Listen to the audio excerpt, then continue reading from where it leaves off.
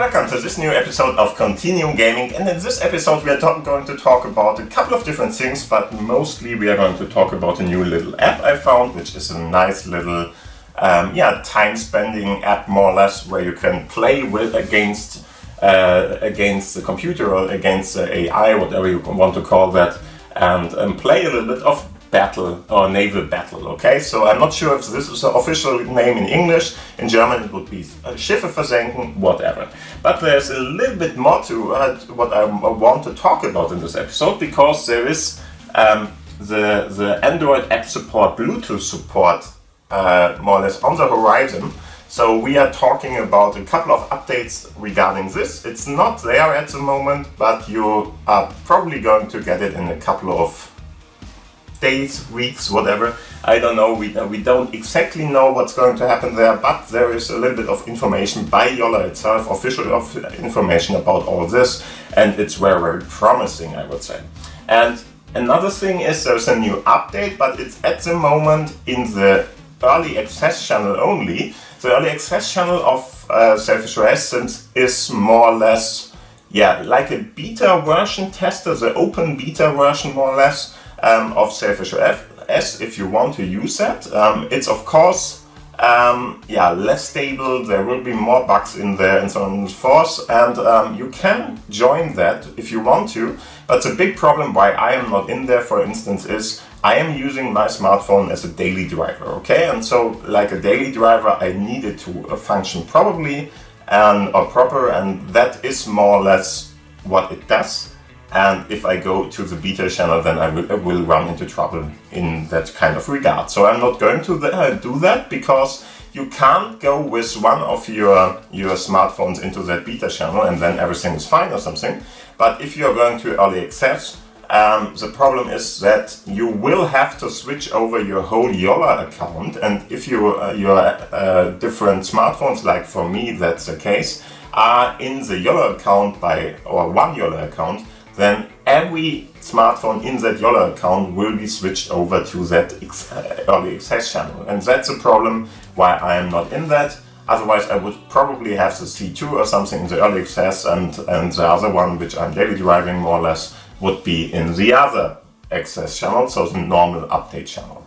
Anyway, I want to talk a little bit about that app, update there too. So let's have a look what's going on there. Very interesting update, if you ask me. It's going to come sooner or later. It's only out for 1 day, so in general it takes 1 to 2 weeks if there are no major findings in the beta test here, or in the early access channel version there. Then 1 to 2 weeks it's going to be in the normal version, and we get that update too, which is of course, for me then the time where I'm going to talk more in depth about this whole update.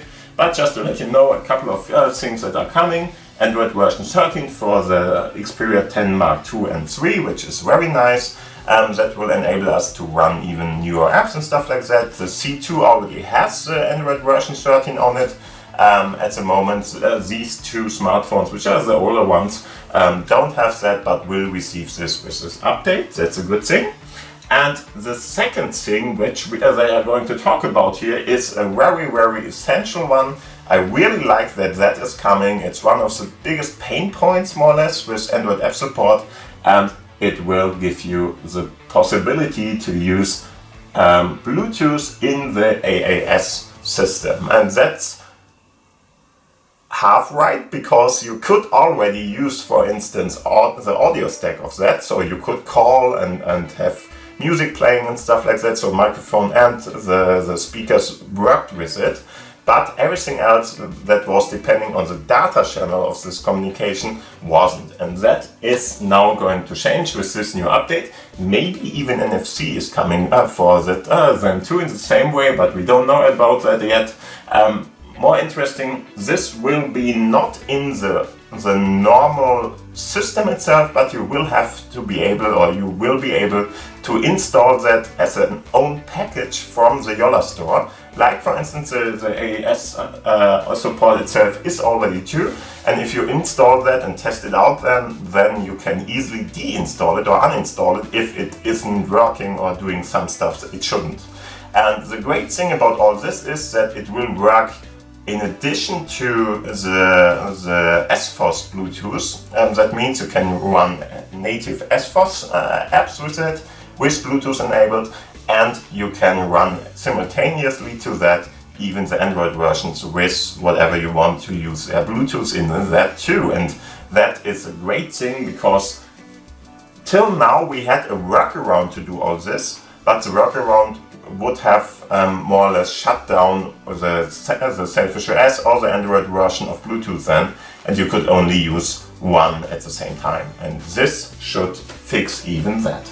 There are a couple of other things very interesting in this update which is coming, which is, for instance, the SMS sending issue with voice LTE, meaning that there was a couple of people, it depended on the carrier sometimes, so it's not for everybody. I didn't have it, but others had it. If you had voice over LTE enabled in the settings, you had a problem that you wouldn't receive SMS sendings. That would be a big problem for me. I don't have that problem, so I'm not really affected by that, but some had that, and that should be fixed in the new version too, which is a great thing. I really like this update. It seems to be a pretty nice and big one, even though it's just a minor update from 7.2 to 7.3, but very interesting, very important if you ask me, and I really like that is coming. Okay, nevertheless, let's have a look at the app itself I wanted to talk about. So first off, of course, I'm going to show you everything on my Xperia 10 Mark III in this case, which is going to be showing everything on the big screen by Screencast, which is a technology exactly for that. So it's going to give you screenshots more or less. There we are. What you need to do is, of course, you go to Storman, so open web browser in the end. Storman is the GUI interface for exactly that. And as you can see, you can search then for Naval Battle. At the moment it's in the newer refreshed one, so it's here. But if you are watching this video in a later time, just go to the main menu here, go to the search up there. And if you are in there, just put in Naval Battle. And you should find this little game there. Just click on it. After that, of course, you can go to the upper menu again there, and at your place there should be first add repository, and after that you should be able to install it, and then you should be able to download this and more or less play it afterwards. If it's downloaded and worked, then you can go to your drawer here, your app drawer, and at the bottom you should find Naval Battle at this point. It looked like a pretty badass 3D game or something, but it's actually not, just to let you know. So let's have a look at that. It's really just this kind of a grid version here. It's a nice game. It's exactly doing what it should, but it's not a 3D game or something, so don't be too hyped about it. But it helps a little bit to get rid of the time we need to wait for this Bluetooth update or whatever you are waiting for with Sailfish OS, of course. And in the end, there are a couple of different options here, so go up here and you can see you have best times, settings, game rules, and so on and so forth. I'm going to go to settings just to show you what's in there. So there are a couple of different things. You can, for instance, give your player a name if you want to. You can have different kinds of cell sizes and stuff like that if you want to. You can have the AI, so your enemy more or less, how intelligent should it be it medium or whatever you want there. You can have an AI speed update more or less, so make it faster or not. Since it's more or less turn-based in the end, I don't think that is possible, but whatever, that's fine.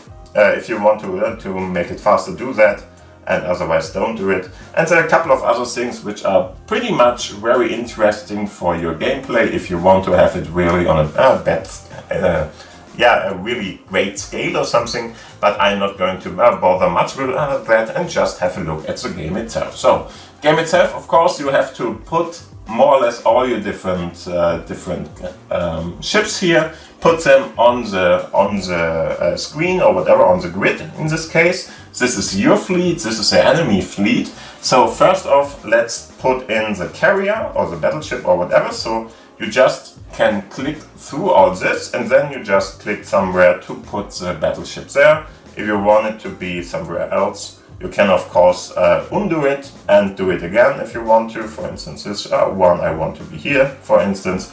Then the cruiser with 3 can be put somewhere else if you want it to be in the other version. So you can put it like this, and you can put it like this, of course. I'm just going to put that one somewhere here, for instance. Submarine, same thing. Let's put it somewhere. And let's say we want this to be here. Now we are more or less good to go because we put all the different ships in here, and now we can just start the battle. As you can see, there's a timer running, and of course now you should fire somewhere in the enemy space to see if you can hit something. And this is the information. If you didn't hit something, they hit me exactly at the same spot, which is a bad thing. First one, and they just got me. That's not good. But anyway, you can now just click on somewhere and try to find the enemy ships. You all know this probably from wherever I hit something. As you can see, he already got half of my I think it's a carrier, half of my carrier down here. So let's see if I can more or less go with him, see what's going on there. Okay, we got his submarine, which is a little bit worthier than the carrier. The bigger the ships are, the easier they are to find, and he just got my biggest one first, which is a good thing. And now you are just going to try to find out where he has put his different ships there, and try to get everything done. I think everybody more or less knows this kind of game. As mentioned before, I'm not sure what the real name is. Is it Naval Battle or is it something else? I'm not sure. And now, of course, you need to more or less get more lucky than you are. Okay, got one. You have to get more lucky than the other, the enemy more or less. And he already is a bit in front of me. Not very much, but we will see. As you can see, we can kill now his cruiser or whatever is 4, I'm not sure at the moment, 2, and he's going to fire away what he can there, additional to that, of course. So let's see what we can do here. Of course, you can think about the sizes of the different ships you are searching for here. So if he has, for instance, a cruiser somewhere here, and it's not, doesn't seem to be there, interesting.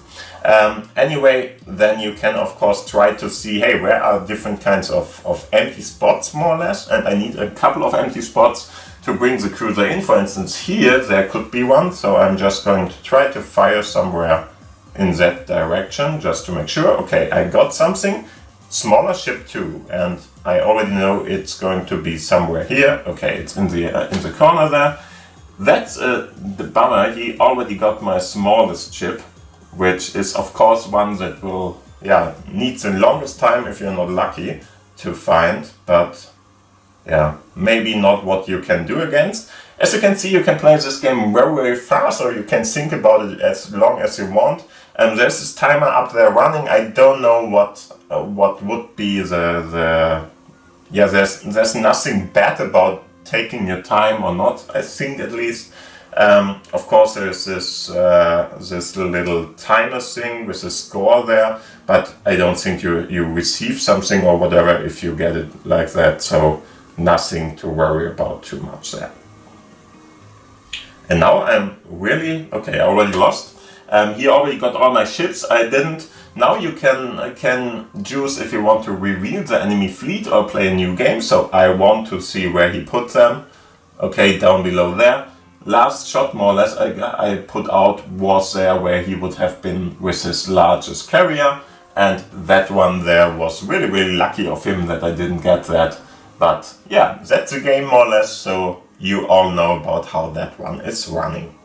Other than that, just go, click on new game, play the next one, or put in a more difficulty AI or whatever you want to do there. Try it out a little. I think it's a nice little iteration of this game. Of course, it's very simple, but that's what this game should be and what it should give you, right? So just try it out. I think it's worthwhile playing. Other than that, I would say we are through to this episode. Thank you for watching, thank you for listening. If you like this episode, give it a thumbs up, of course. And yeah, till then, just let's wait for the next update, which is probably going a very interesting one, and hopefully out there in 1 or 2 weeks. We don't know at the moment. And then let's see what's going on there. Thank you for watching. If you didn't subscribe to the channel till now, do that now. And other than that, have a great time and bye. Bye!